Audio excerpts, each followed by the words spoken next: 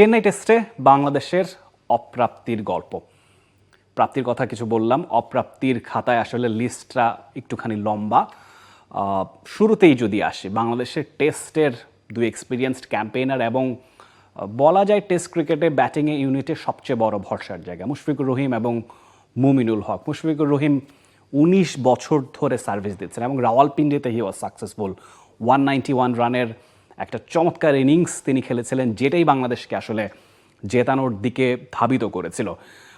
3 এবং 22 তার অন্য দুই ইনিংসের চিত্র। 22 রানে তিনি অপরাজিত ছিলেন ইনফ্যাক্ট রাওয়ালপিন্ডিতে সেকেন্ড টেস্টে। এই টেস্টে 8 এবং 13তে তাকে কাটা পড়তে হয়েছে।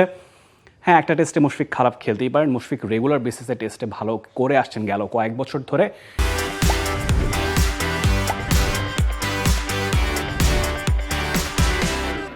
সেই জায়গাটায় চেন্নাই অন্তত তার ঝলকটা দেখা মিলল না। নিশ্চয়ই পরের টেস্টে যেন তার বিপরীত চিত্রপট দেখা যায়, সেই প্রত্যাশা টাইগার ভক্তদের থাকবে। মুমিনুল হক, যার কথা বলতে হচ্ছে, রাওয়ালপিন্ডিতে একটা 50 তিনি করেছিলেন, 34 রানের একটা ইনিংস তার ছিল। এই টেস্টে প্রথম ইনিংসে হি ওয়াজ গোল্ডেন ডাক। পরের ইনিংসে অনেক প্রত্যাশা ছিল, 515 রানের টার্গেট যখন আছে।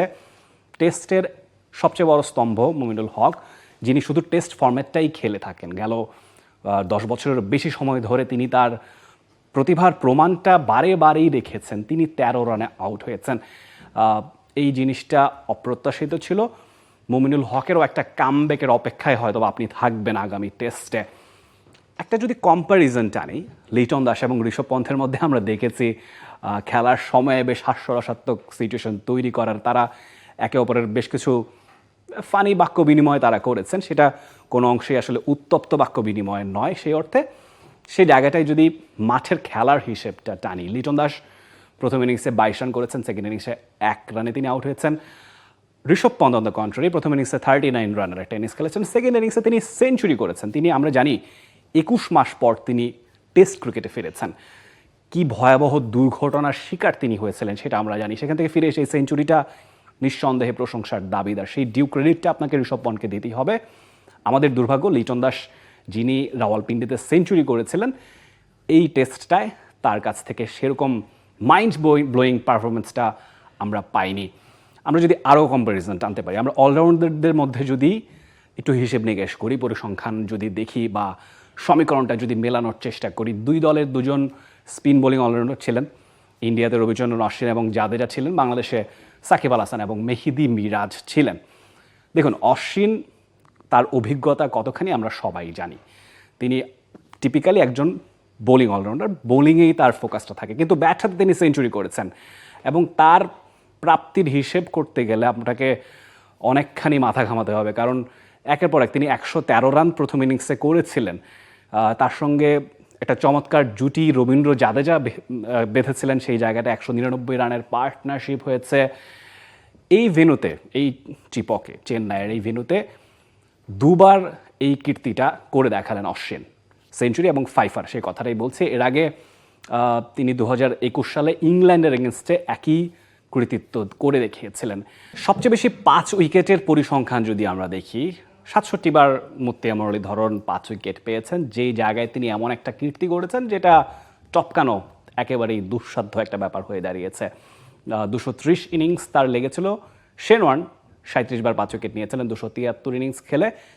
অশ্বিন 191 ইনিংসেই তাকে ছুঁয়ে ফেলেছেন, তারও 37 বার 5 উইকেট এই মুহূর্তে আছে। দেখুন, অশ্বিন আসলে কত বড় মাপের স্পিনার হয়ে গিয়েছেন, সেই ব্যাপারটা এটাতেই খুব সহজেই অনুমেয়।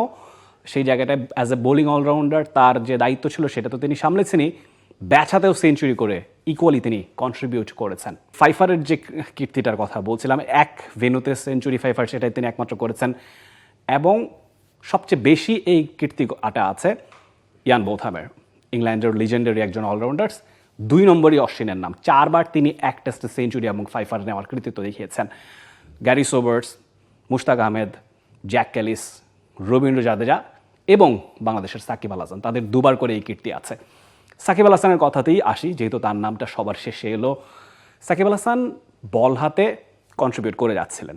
রাওয়ালপিন্ডিতে আমরা দেখেছি তিনি বল হাতে বাংলাদেশের জয়ে একটা বড় ভূমিকা রেখেছিলেন। সারেতে তিনি যখন খেলতে গিয়েছেন, দীর্ঘ সময় তিনি বল করেছেন।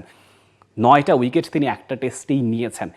সেই সাকিবের বোলিংয়ের চিত্রপট যদি আমরা দেখি, প্রথম ইনিংসে 8 ওভারে 50 রান দিয়ে তিনি উইকেট শূন্য, দ্বিতীয় ইনিংসে 13 ওভারে 79 রান দিয়ে তিনি উইকেট শূন্য। দুটো ইনিংসেই তার ইকোনমি রেট 6+ টেস্ট ক্রিকেটের ফর্মেটে, যেটা আসলে খুব বেশি দেখা যায় না। সাকিব আল হাসানকে আমরা দেখেছি রেড বল ক্রিকেটে তো বটে, হোয়াইট বল ক্রিকেটেও তার ইকোনমি রেট খুবই কম, এবং বর্তমান সময়ে যারা খেলে যাচ্ছেন তাদের মধ্যে একদম নিচের দিকেই তার ইকোনমি রেটটা সবসময় থাকে।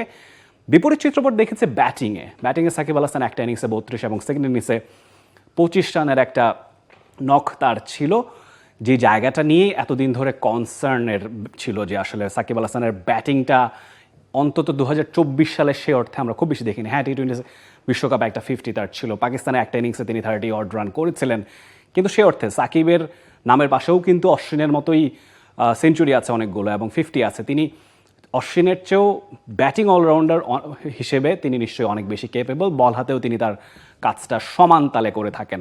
সেই জায়গাটায় সাকিব আল হাসানকে আমরা হারিয়ে খুঁজেছি।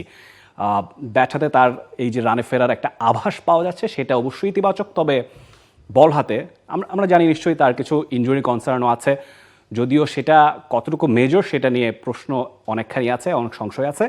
তবে বল হাতে সাকিবকে অবশ্যই সেকেন্ড টেস্টে অনেক বড় রোল প্লে করতে হবে, সে কথা বলার অপেক্ষা রাখে না।